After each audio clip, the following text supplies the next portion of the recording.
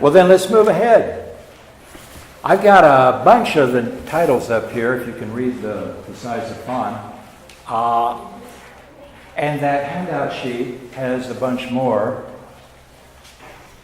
And I think I circled, 2/3 of the way down on the list of others, I circled the Gospel of Thomas. No, I circled early 2nd century and put a question mark there. We talked about this last week.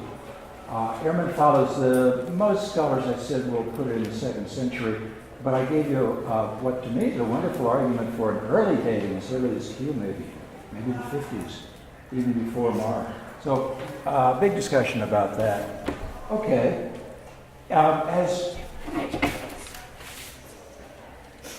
As more people come in, maybe you want to provision them with these things, please. Before we leave this slide, I want you to notice the last one. Yes, we're told there was even a Gospel of Bartholomew, or perhaps two, or perhaps the second was a revision of the first. They argue about that. The thing is, we can't settle the argument because we don't got it, which I think is perfectly appropriate. As you know, we know virtually nothing about the disciple named Bartholomew. So, of course, we know nothing about the gospel attributed to him. But this is kind of interesting. I didn't know this. I'm giving you the Greek there, what his name comes from, and before that, the Aramaic. And apparently, it means son of a plowman. So, those of us at St. Bart's are sons and daughters of a plowman. Now, I want to start by mentioning the Gospel of Peter, which he didn't write. The Gospel of Peter, and then I'll come back to it later for a different purpose. But I want to remind you why we, until recently at least, why we have had so few of these many other candidate Gospels for inclusion in the New Testament. We Americans are weirdos. I'm assuming most of us here think that there should be freedom of speech, freedom of press, freedom of assembly, the Bill of Rights. The library should have all kinds of books. Most of us are children of the American Revolution. And people like Madison were profoundly influenced by John Milton's essay Areopagitica. I cannot praise the fugitive and cloistered virtue that does not sally forth to meet the foe. It's a wonderful, famous trumpet blast in favor of the free play of ideas and let the best one win. But we need to keep reminding ourselves that we're the weirdos. Most of the world has always consisted of book burners. Hi, Alicia. If you run into an idea you don't like, try to stomp it out. And if you can't, stomp out the person's behind it.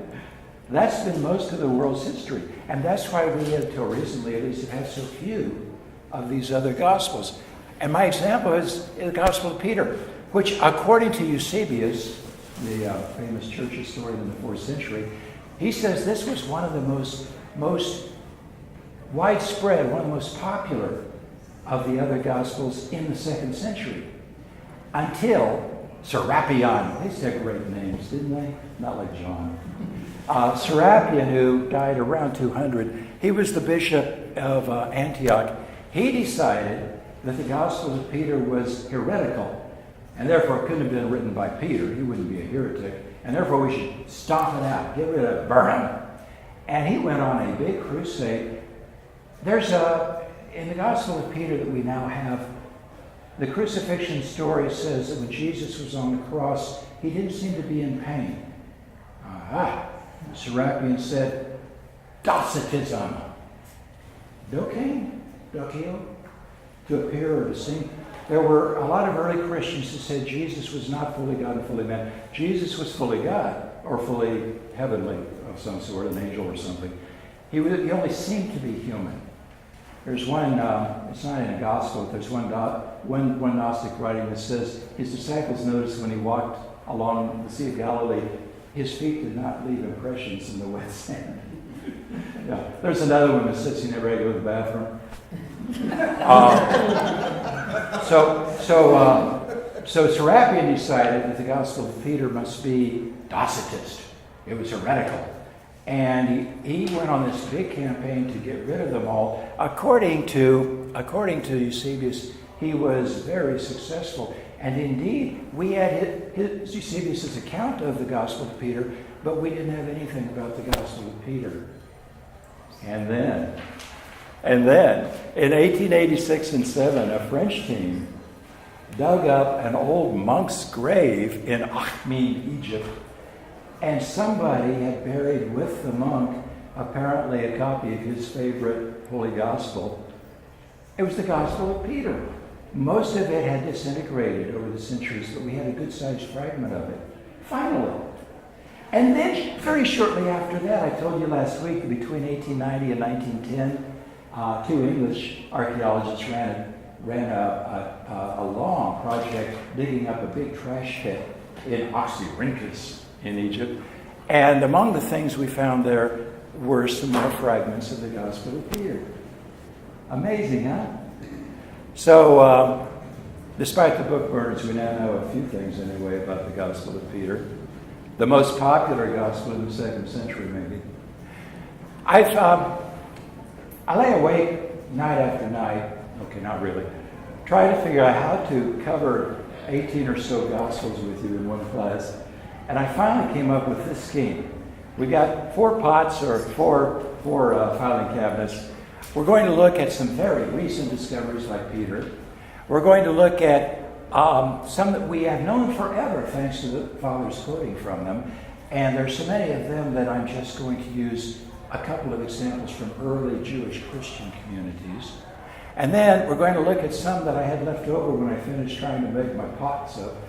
They're just bizarro. They're a lot of fun. They're just crazy. And finally, a particular type, a genre called infancy gospels. That's in your staple handout. We'll look at one of those. All right?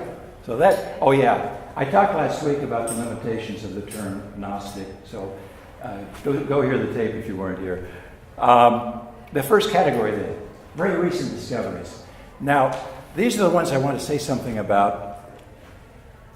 So I'll take them one at a time. Except last week I filled you in on Al-Qamadi. You've got Erman's page in the stapled handout. So we'll skip that today. And I mentioned Oxyrhynchus last week too, but I want to tell you a little bit more about that dig. I told you last week it was this ancient rubbish pit, but among the things besides Thomas, among the things that they dug up there, 3 Greek fragments of Thomas, they also found some more fragments from Peter, I just said. They found the Gospel of James, the Gospel of Mary, and several Gospels, fragments from Gospels that we still don't know what to call. So there's more to learn. Don't go on vacation yet. The third example, the Epistle of the Apostles, say that 10 times fast. The Epistle of the Apostles, it says Epistle in the title, and it starts off as a letter, but it actually turns into a biography, or not a biography. The risen Jesus is in, I guess it's a biography, is in dialogue with his 11 surviving disciples. And this was one of the big literary conventions with the Gnostics, because obviously it was a great setup for them to have the post-Calvary Jesus explain to his disciples what they were too stupid to figure out before Calvary. I kept trying to tell you the saving knowledge of the Gnosis, and you wouldn't pay attention to me. And you say, oh, now we will. Okay? So the Epistle of the Apostles has that long dialogue between Jesus and 11 of his disciples. But the fascinating thing is, this gospel is anti-Gnostic.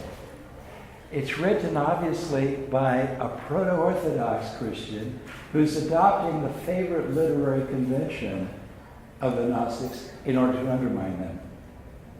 Fun, huh? And yes, sir, Tom? I'm aware of the limitations of the term Gnostic, but what do we mean when we say anti-Gnostic? Proto-Orthodox, maybe I should have said. No, you did, but I mean, is he saying there is no special knowledge? Or? Jesus' public teachings contain everything we need to know, and it wasn't his teachings anyway that saved, it's his death, his sacrificial death. Okay. Yeah. Signs all over the South, nothing but the blood of Jesus. Okay. I have a slide I put in this morning for you after this one. We know about this fragment. It's in Egyptian, but we can tell that the original must have been Greek. And we found that in 1895. And then right afterwards, we found another fragment of this gospel that was in Ethiopic. And then right after that, bang, bang, bang, we found another fragment that was in Latin. But the cool thing is, they're all papyri. I asked somebody once, how do you pronounce this word? He said, papyri. I said, well, thank you, so you're perfectly welcome. I'm sorry.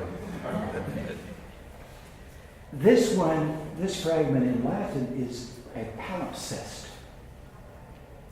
Is that a new SAT word? Here's what palimpsests look like. If you write something on papyrus, you can't reuse it. You can't erase it. It's too, But their other main kind of paper was, of course, animal skins, parchment, vellum, and they were valuable. So after you had done using, you made up an inventory of the king's royal palace in Atlanta. After you got done using it for that purpose, you would scrape off the ink. You couldn't get all of it off, but you would scrape off some of it, and then you would turn the page 90 degrees and reuse it. And a lot of our really valuable documents from early Christianity are palimpsests. They are, we have the technology now to lift from below the second piece of writing what was originally there. And for instance, we find something like the Epistle to the Apostles. It looks like it's Greek underneath. This was Greek underneath, and I don't know, Arabic? I don't know, on top. It's just an example I wanted to show for you. All right. Another example from the list I gave you of recent discoveries is Papyrus Egerton II, which has a second name, the Unknown Gospel. We haven't decided on a convention yet. Egerton was the name of the British guy, the Englishman who funded the purchase. The British Museum in 1935, I had a chance to buy a huge collection of ancient papyri from Egypt. You never know if you're going to have nothing except Notes for the Milkman. It's a gamble, but they didn't have enough money for it, and they found this rich guy named Egerton. He said, "Yeah, I'll give you the money to buy it, but you call it Egerton 1, 2, 3, 4, and so forth."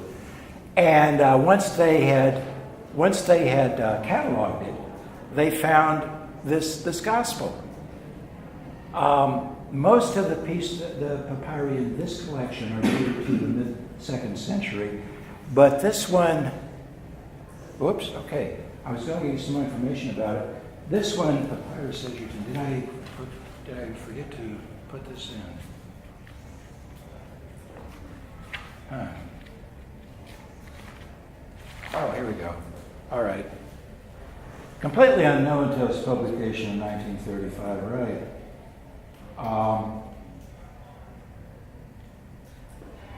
And it does some weird things. It takes some of Jesus's canonical sayings, some of his miracles, and turns them into biographical events. For example, Jesus on the bank of the Jordan River sows some seed, and it comes up immediately 120% and all that. We know that story is a parable. In the Gospel of Egerton, too, it's turned into one of similar stories like that, of the events in his biography. Interesting. Okay? The next one I had there was the Gospel of the Savior. This was also in a bunch of papyri that the British Museum got hold of in 1967, but even though they had done a cursory examination, they hadn't done a thoroughgoing analysis of it. And in 1991, a scholar named Paul Mirecki got permission to spend a couple of days going through this stuff, and he found this unknown gospel. So 1991 means this qualifies as our most recent find. even more recent than the Gospel of Judas, which we'll talk about next week.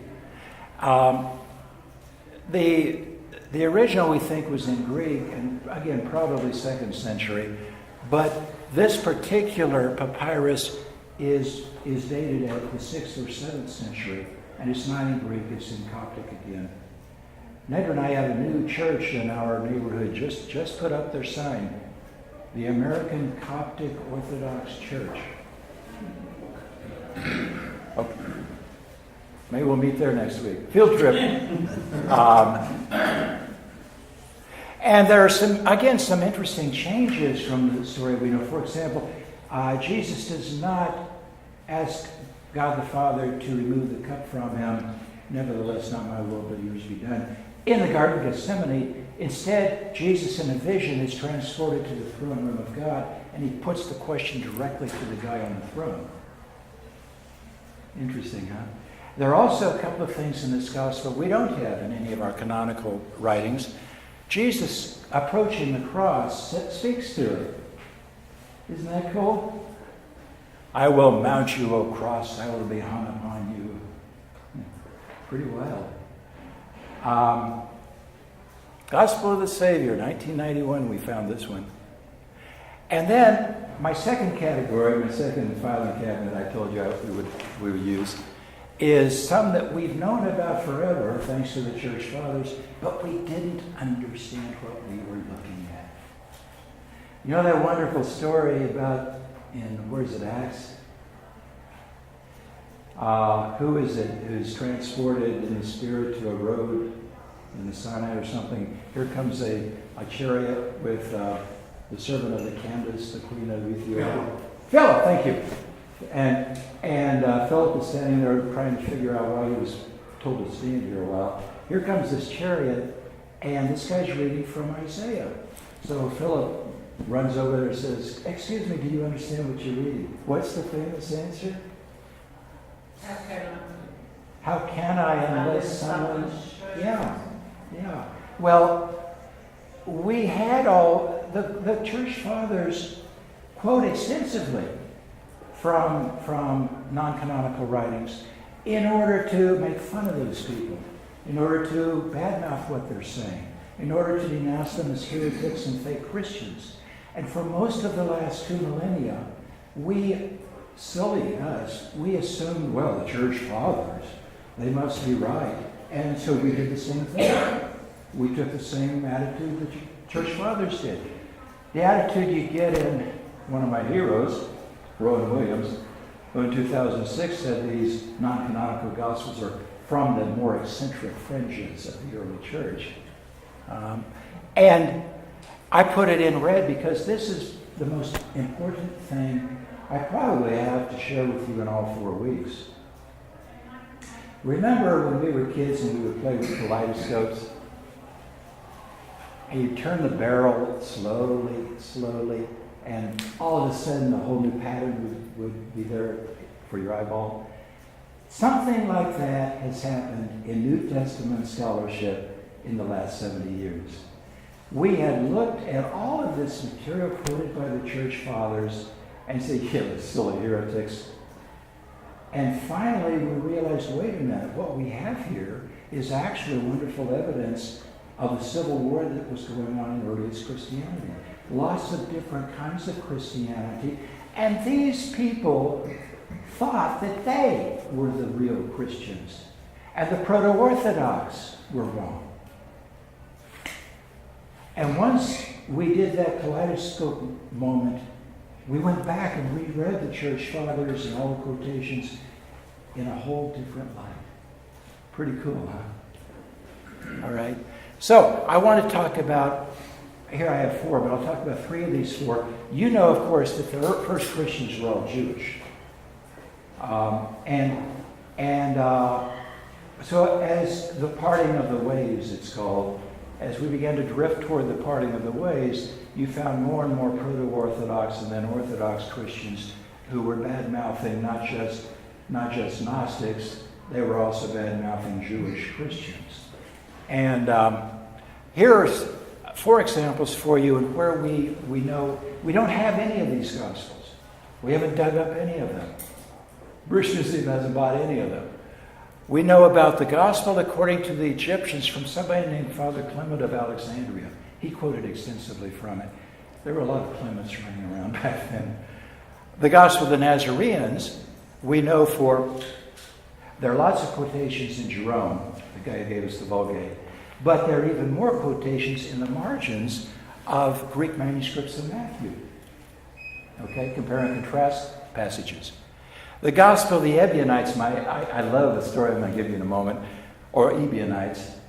We don't even know where that name comes from. Some people think it was their founder, a guy named Ebion. Others say no, in Greek it means poor, or in Aramaic.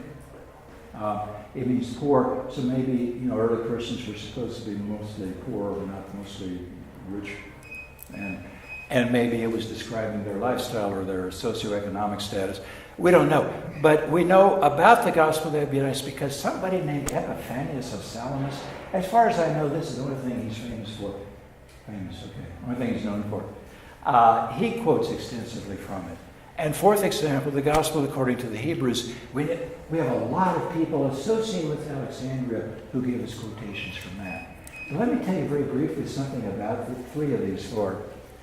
The Gospel of the Nazareans is very close to our canonical Matthew. In fact, some people think that it was their version of Matthew. Argument about that. But in either case, it omits the first two chapters of canonical Matthew. It starts with chapter 3.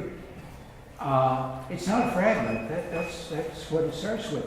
Any idea why?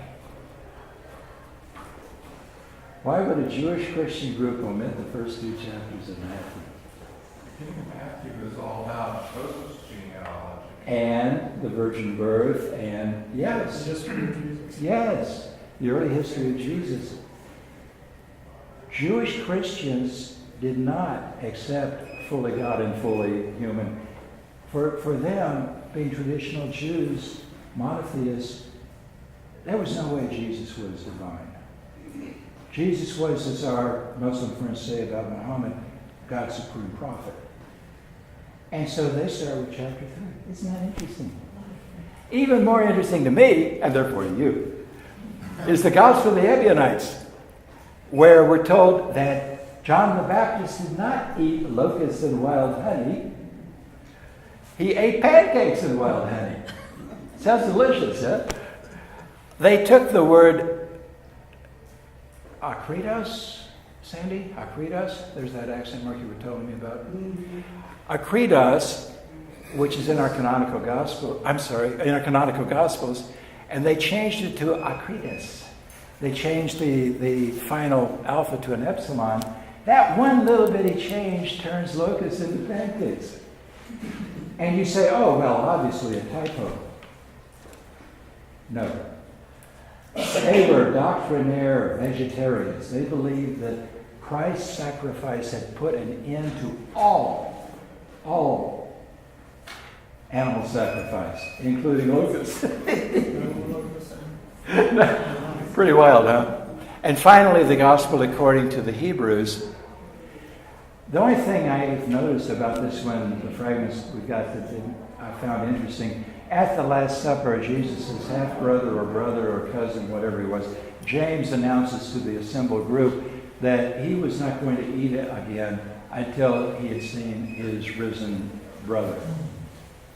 Which means, of course, if what we're missing, that fragment clearly tells us that Gospel's version of the Last Supper must have been radically different from what we know from the canonical Gospels. All right?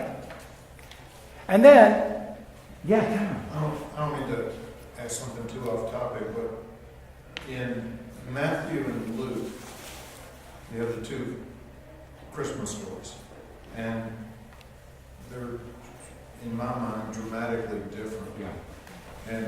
And that raises the issue as to whether they were sort of tacked on, because the rest of the synoptic gospels, there's consistency in the biographies. Yeah.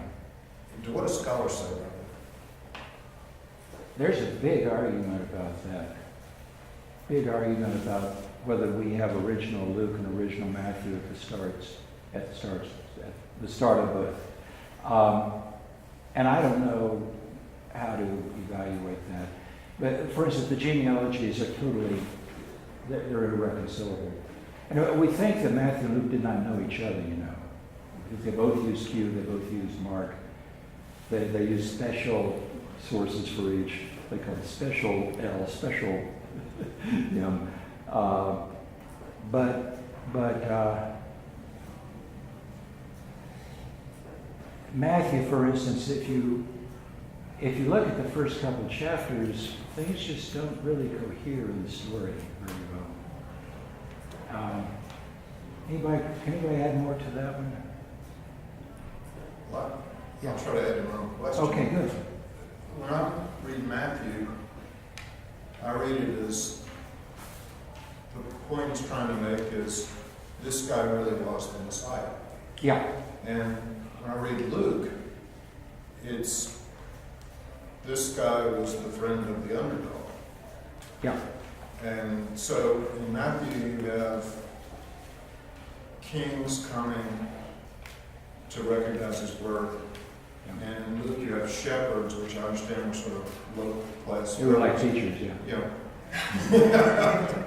So Matthew's sometimes called,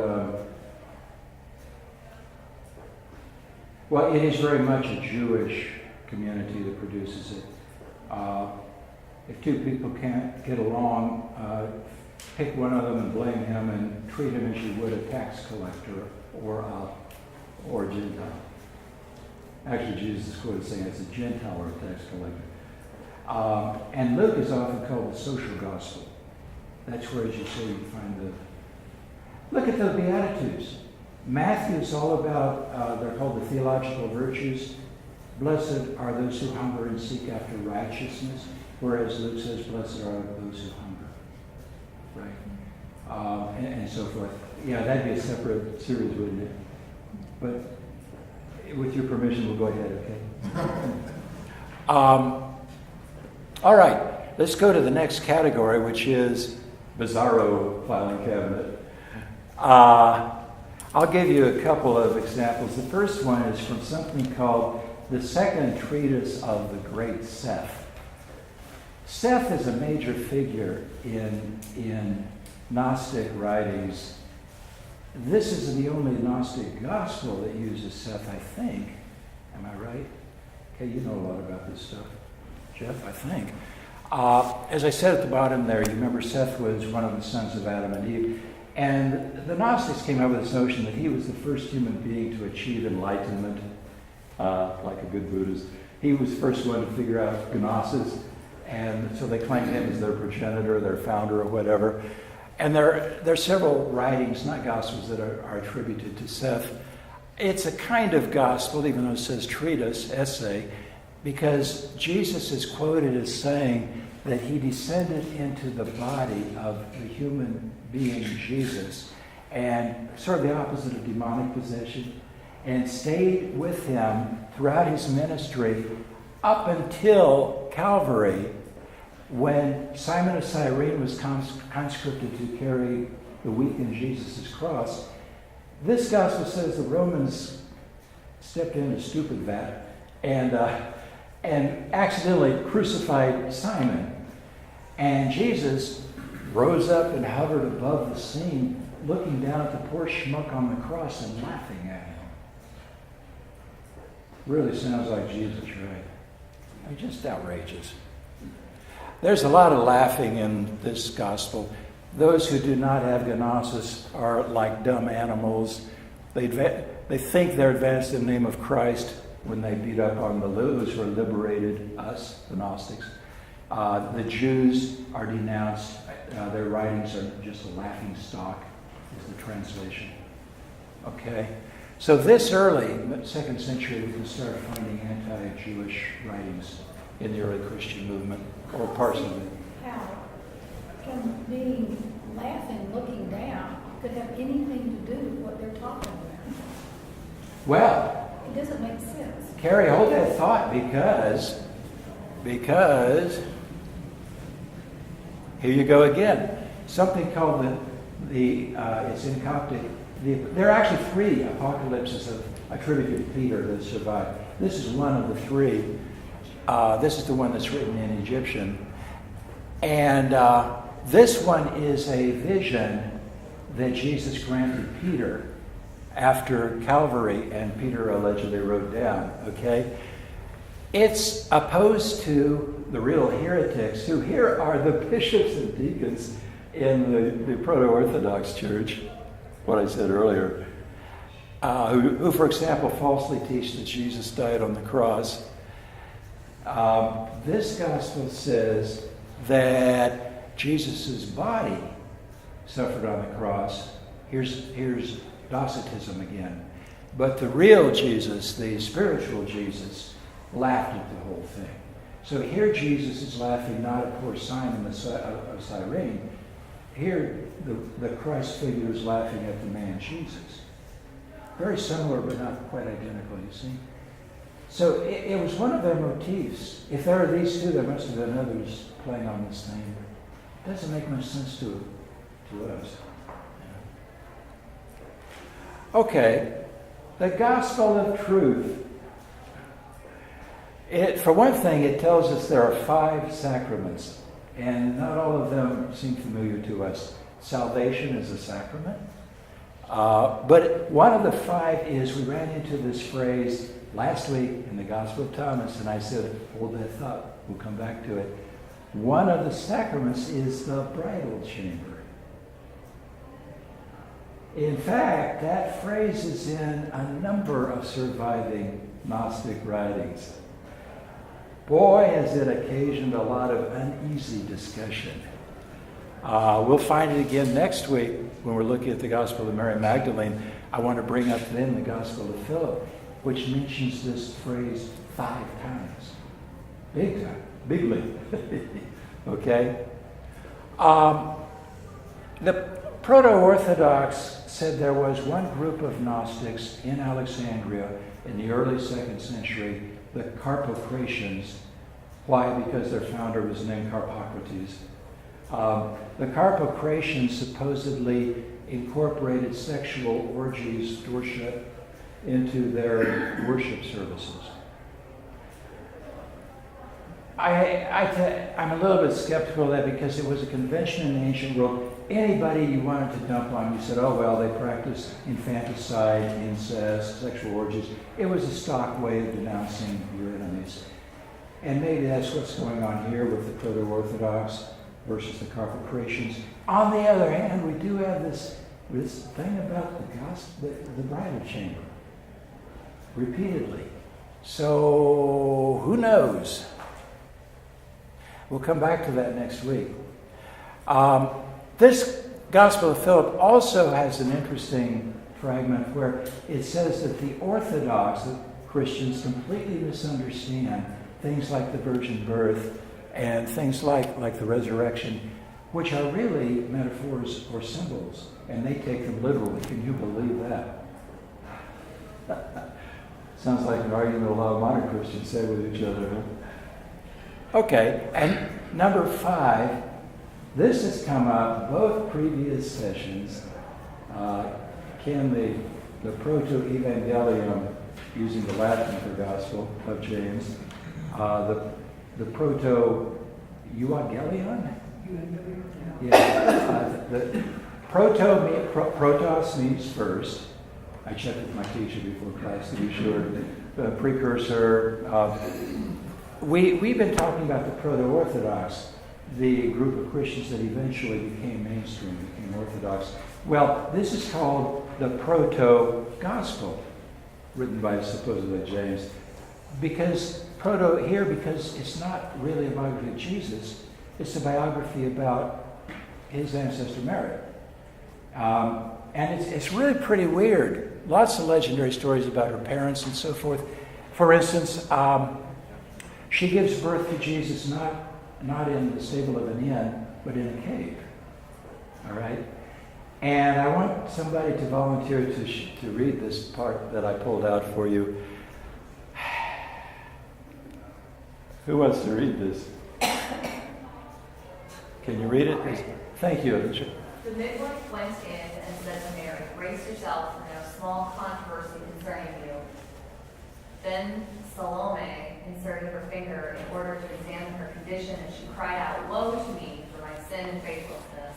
For I have put the living God to the test, and see, my hand is burning, falling away from me." She kneeled before the Master and said, "O God of my fathers, remember that I am a descendant of Abraham, Isaac, and Jacob. Do not make me an example to the sons of Israel, but deliver me over to the poor. For you know, O Master, that I have performed my services in your name and have received my wages from you." And behold, an angel of the Lord appeared and said to her, "Salome, Salome, the Master of all has heard your prayer. Bring your hand to the child and lift him up, and you will find salvation and joy." Salome joyfully came and lifted the child, saying, "I will worship him, for he has been born as a great king to Israel." Salome was immediately cured, and she went out of the cave justified. And behold, a voice came saying, "Salome, Salome, do not report all the miraculous deeds you have seen until the child enters Jerusalem." Bizarre, right? So somebody, is it Mary? I forget. Says something about the perpetual virginity of Mary. This is early 2nd century, and the midwife says, "Yeah, right. I'm going to check that out." And her finger and her hand catch fire or shrivel, depending on your translation. And, pretty wild. Okay. And then, category 4, the infancy Gospels. Early Christians naturally wondered if the man, Jesus, performed all these miracles, surely he must have been an unusual child as well, right? And so they started filling in the gap, making up stories about the unusual child that Jesus was. And in your stapled handout,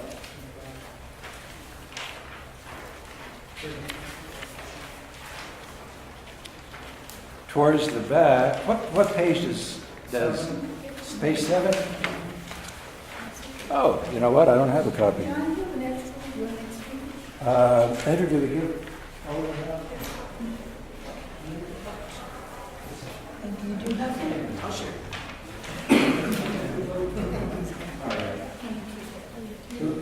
Virginia.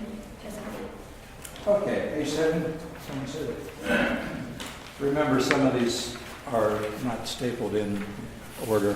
The infancy gospel of Thomas. We've only got 5 minutes or so. Let's look at chapter 2, the excerpt from chapter 2. Who wants to read this one? Okay, Tom. When this child Jesus was 5 years old, he was playing by the ford of a stream. And he gathered the flowing waters into pools and made them immediately pure. These things he ordered simply by speaking a word. He then made some soft mud and fashioned 12 sparrows from it. It was the Sabbath when he did this. A number of other children were also playing with him. But when a certain Jew saw what Jesus had done while playing on the Sabbath, he left right away and reported to his father Joseph, "Look, your child at the stream has taken mud and formed 12 sparrows. He has profaned the Sabbath." When Joseph came to the place and saw what had happened, he cried out to him, "Why are you doing what is forbidden on the Sabbath?" But Jesus clapped his hands and cried to the sparrows, "Be gone." And the sparrows took flight and went off chirping. When the Jews saw this, they were amazed, and they went away and reported to their leaders what they had seen Jesus do. Yeah. I just think about his playmates. Oh, look at number 4. I Carrie? don't have my glasses. Oh, you don't have your glasses. Number 4, somebody? Yeah, Jeff. Somewhat later, he was going through the village, and a child ran up and banged into his shoulder. Jesus was aggravated and said to him, "You will go no further on your way." And right away the child fell down and died. Some of those who saw what happened said, "Where was this child born? For everything he says is indeed accomplished." The parents of the dead child came to Joseph and blamed him, saying, "Since you have such a child, you cannot live with us in the village. Or teach him to bless and not to curse." for he is killing our children. Later, we're told that they wouldn't let their children play with Jesus anymore, so he got lonely and go sit in the corner by himself. My favorite, you can take this home with you and read the rest of them during TV commercials. My favorite is number 13 because I'm a woodworker. How many times I wished I had the boy Jesus in my wood shop. We woodworkers have a number of aphorisms. And one of our sayings is, it's awfully hard to put back that last 1,000th of an inch. Who wants number 13? Not it. You don't have 8? So some of them The are. rest of it, Some of them are out of sequence. Some page. You don't have is it. it page 8? You don't have it. Here you go. I want to make that. Here, take this one. You might not have it. All right. Do you want it read? Yeah, Virginia. Now his father was a carpenter, and at that time he used to make plows and yoke. He received his order from a certain rich man to make a bed. But when the measurement for one of the beautiful crossbeams came out too short, he did not know what to do. The child Jesus said to his father Joseph, place the 2 pieces of wood on the floor and line them up from the middle to one end. Joseph did just as the child said. Then Jesus stood at the other end, grabbed the shorter board, and stretched it out to make it the same length as the other. His father Joseph saw what he had done and was amazed. He embraced the child and gave him a kiss and said, I'm blessed that God has given me this child. No kidding. I wish I had him in my shop. Yeah. Okay, and you can play with the rest of them. Next week we're going to look at the secret Gospel of Mark, and we'll come back to that bridal chamber question. And we're going to look at the Gospel of Mary, and we'll look at the Gospel of Judas, and that will wrap up the marathon. So, any final comments? We have 2 minutes, I think. Anybody? Thank you. Thank you. Is there also an infancy gospel of James? There are, Or is that just another name? there are several infancy gospels, but this is the one I like because of the workshop and the little play. Thank you so much. You will see This it was in all the strange. newspaper. I don't know, Jennifer, Go to you read it. all of this.